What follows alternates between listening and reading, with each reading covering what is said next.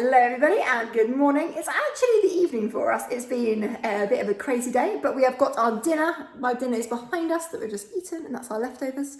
But anyway, let's go ahead and get stuck into week 4, I think we're on now, of Kidzone Does Science. It's been great watching so many of you blow up the balloons, do the dancing bubbles, and all of the tornadoes as well that we had right back at the start. It's been great seeing all of your pictures, so do keep them coming in. I love to see what you're doing. And make sure that you're also making your really big posters and sending them down to church as well, so we can decorate our whole church building. Let's go ahead and get started on our experiment. So for today, I was wondering whether we could bring the whole of the solar system into our homes. Let's take a look and see what we need. So for today, you will need a cereal box or any kind of packing box that you've got in your house. You will need a torch, and you will also need a pair of scissors. Okay, so very simple experiment that we're going to do today, but taking your empty box, let me just make my empty box. In the bottom of it, turn it upside down. You just need to make some little holes. Oh, my box is very bendy. And so, taking your pair of scissors, use the sharp end to make lots of holes in the top, and do get a grown-up to help you. Josh? Yellow. Okay, I think. Let's try this.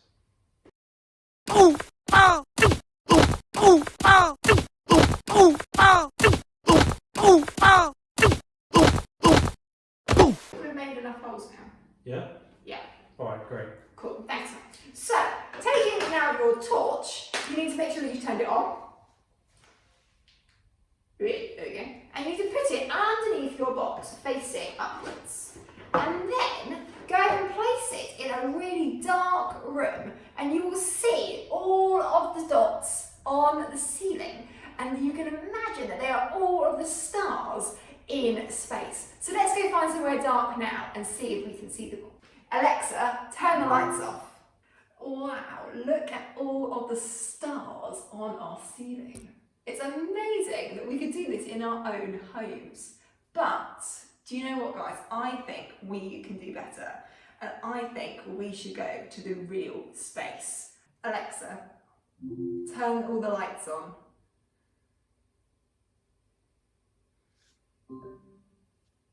Let's go. Josh and I literally just live outside of space. Let's go open the front door and then we can enter. Oh, wow. Welcome to space. Aren't there like so many stars? They just keep getting bigger and bigger. And the more you look, the more you see. I wonder where Josh has got to. Not again. She said she was going to space, didn't she? I think she went outside, because I think she just here. So just helping her in the box.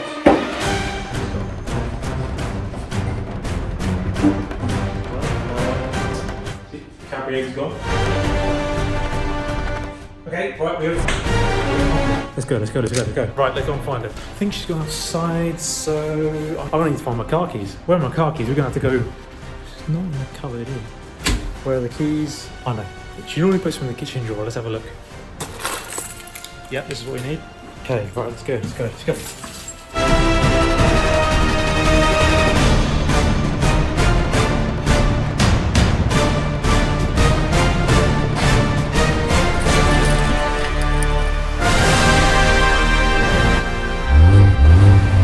We're in the car. Let's see if we can find where Naomi's got to. Let's just have a quick look. So we go for a drive down here. See if we can find her. I don't know where she's gone. Look at it. If anyone sees her, let me know. Keep an eye on the other camera. That's up here.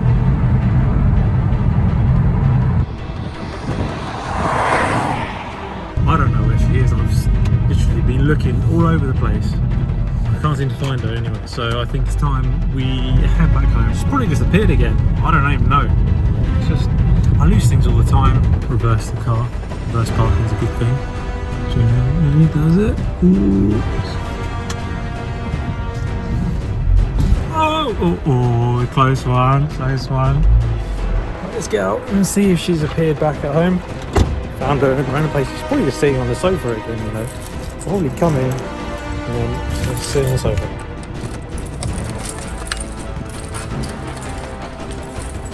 So she's on the sofa. Unbelievable. Where have you been? I've been driving around the place trying to find you. I went to space. I did tell you. Which space? The space.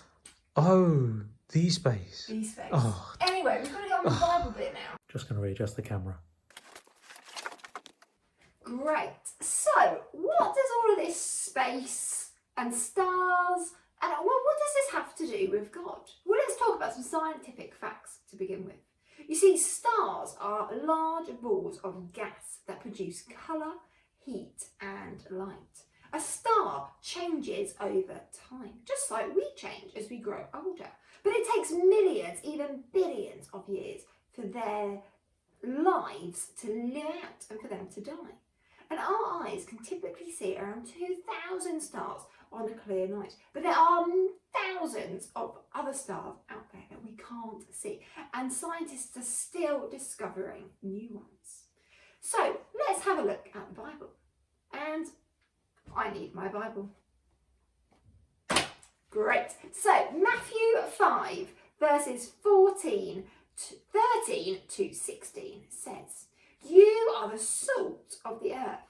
But if the salt loses its saltiness, how can it be made salty again?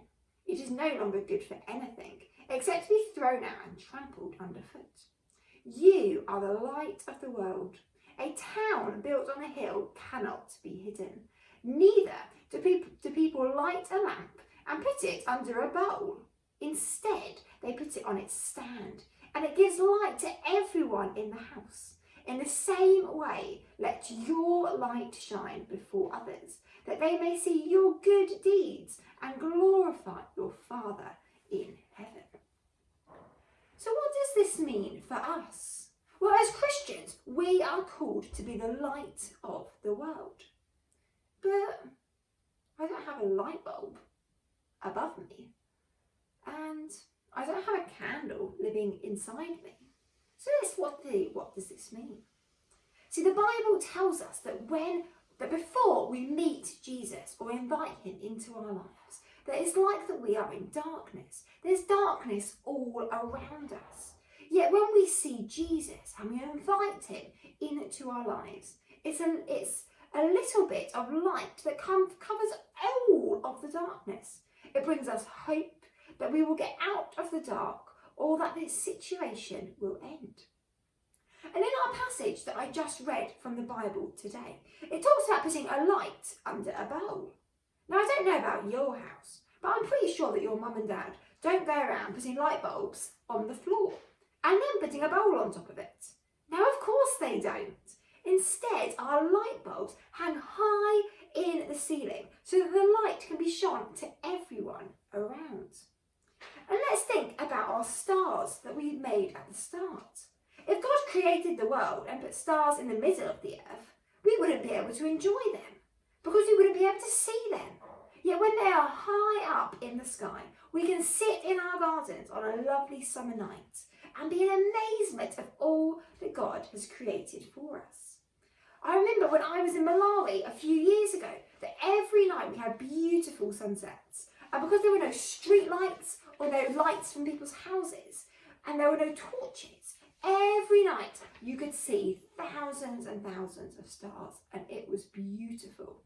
I was also able to see the Milky Way, which is amazing and brilliant to see, and have a look on Google as to some pictures as to what that looks like. Yet if God created all of those stars in a big hole in the middle of the earth, I wouldn't have been able to see it. Light was created to be seen. But like I said at the start, when we invite Jesus into our lives, we have that light in our lives. Yet like I've said, that doesn't mean that we have a light bulb above our heads, or a torch, or a candle living inside of us. But people see this light through our attitudes, our love, our hope that we have in our lives. We talk about being a light a lot in churches and sing songs about how Jesus is the light of the world, especially around Christmas time. However, our challenge is to not only understand that God is the ultimate light of the world, yet to share that love and that light with everyone around us. So why don't you go ahead and pause this video, and there are some questions in the description that you can have a chat about in your families. So go ahead, pause the video and come on back when you're ready. I do hope you've had a brilliant conversation about what it means to share God's light in your homes. Now we are going to worship now, so stand up on your feet and join in with me, the Action Angel. Let's go and worship.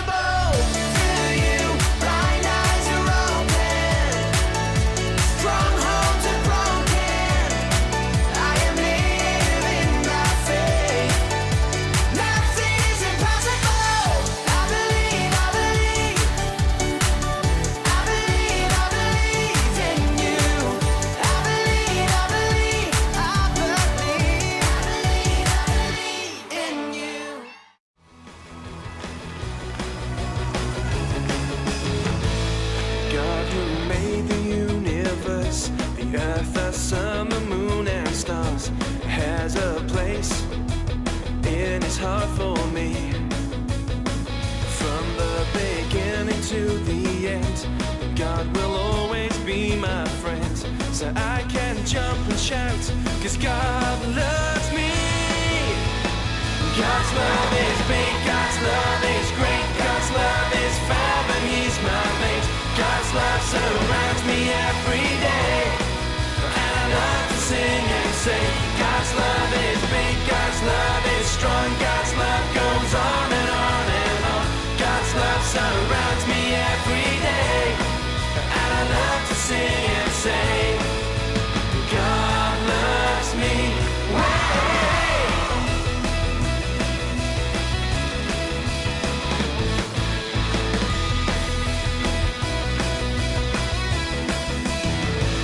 Since before the world began, God knew me and had a plan for my life, how I'm gonna be.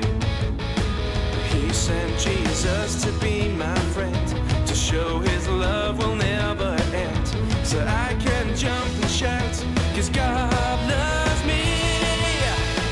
God's love is big, God's love is great, God's love is fab, and He's my mate. God's love surrounds me every day, and I love to sing and say, God's love is big, God's love is strong, God's love goes on and on and on. God's love surrounds me every day, and I love to sing and say, yeah.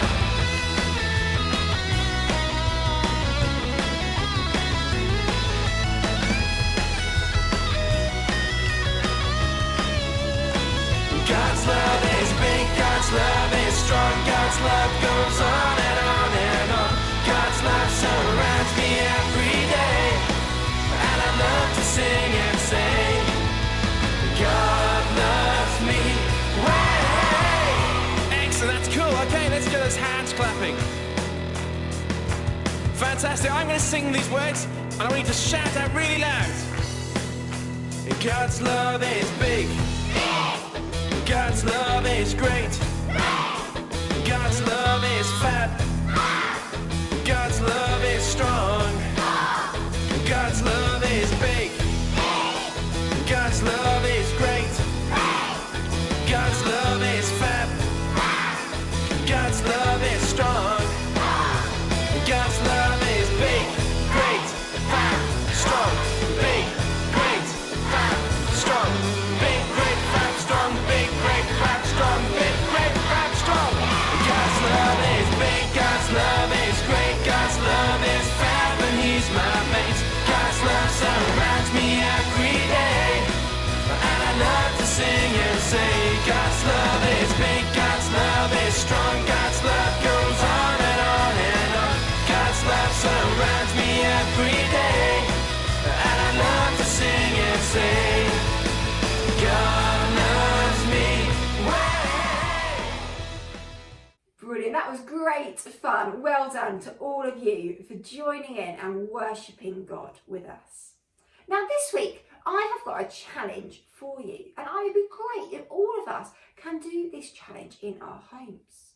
So when we're at home in this season, we can't show God's love on the playground as we include others or be friendly to the new kid in school. And we can't encourage a teammate who isn't very good at football or a friend who just can't get that dance routine. Yet there are other ways that we can share God's light. It might be that you've already done something like this in your families, which is great. However, can I encourage you to do one activity each week where you are sharing God's love to others? This week, I received a card and a delivery of some cookies from a friend. And it had a really encouraging message in it. And it made me feel so special and loved and encouraged that it put a smile on my face for the rest of the day. And it was a real encouragement to know that they were thinking about me on that day. Why not do the same? Why not write a letter to your teacher or your dance coach or your music teacher or somebody who you know who doesn't know Jesus and you want to encourage them in this season? Or maybe somebody who does know Jesus and you want to encourage them as well. Or why not make them a video? Your teacher would love to see a video of you doing something special and I know it would make them feel so proud of you. Equally, you could write a letter to your grandparents who you haven't seen in a long time. Maybe you've spoken to them on FaceTime, but I know for certain that it would make them feel so happy to receive a letter in the post. Or you could write a card to a friend or a neighbour or a cousin. There are so many people that we can share God's light with in this season. So why not write down a list of people and send one card or one video each week to someone you can share God's love with? I'll leave that up to you as to when you want to do that challenge, but do let me know, and it'd be great to keep those conversations going in your families. For our prayer activity today, we really want to praise God for being the light of the world. There are so many ways you can do this, and most of my ideas that I get come from this website that I've left in the description below, so you can have a look at other activities that you might want to do in your families as well. But today we are going to make some sun catchers using paper and oil. So you will need to get some coloured paper, cut it out into whatever shape you like. Maybe a heart, a cross, a circle, a semicircle, a square, whatever shape you like. And using either like an earbud or a paintbrush, paint some shapes using the oil over the paper. And then, once that oil has dried a little bit, stick it up on the window and watch as the sun comes through that paper and as the light is drawn in to your homes. Praise God that no matter how dark a situation might look, God's light is always there. Sometimes it might be a really small dot, like on your picture, yet we can praise God for always being with us, never leaving us, like we looked at last week. So I do hope you have a really great day during your activities and your challenges, and we will see you next week for more Kidzone Does Science, and on Wednesday for Kidzone Live. Bye!